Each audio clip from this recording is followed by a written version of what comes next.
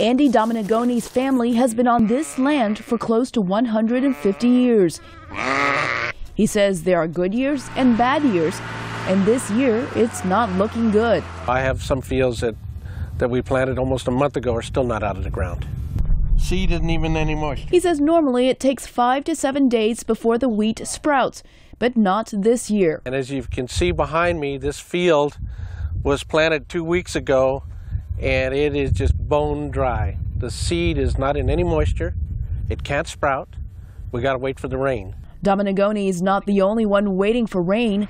The western United States has been in a drought that has been building for more than a decade, says climatologist Bill Patzert of NASA's Jet Propulsion Laboratory. Ranchers in the west are selling off their livestock. Farmers all over the Southwest, from Texas to Oregon, are fallowing in their fields because of a lack of water. So for farmers and ranchers, this is a very painful drought.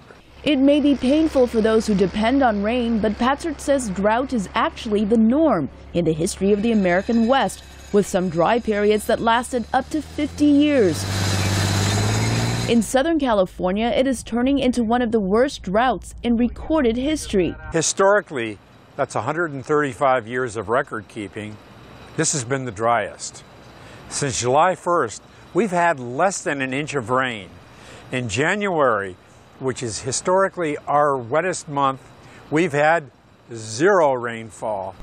In my lifetime, I've never seen anything like this. A drought such as the one in California has a greater impact now than it did 50 years ago because of the growth in population and economic development.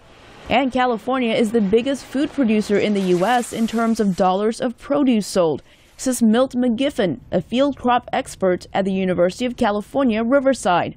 The short-term impact is going to be higher food prices. The longer-term impact is going to be you're just not going to have as much production in the country, and it's part of an overall trend for the next 50 years.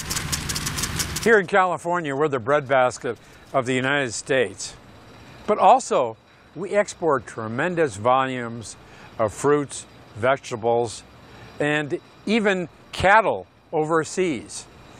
And so when these terrible droughts hit, all right, and production drops, this echoes around the globe. According to the United Nations, global food prices for 2013 were among the highest on record. Food experts in California say they won't know how much the drought in the western U.S. will affect the price of food in 2014 until the summer and autumn. As for farmers, experts agree there is no quick fix to their need for water. Elizabeth Lee for VOA News, Riverside.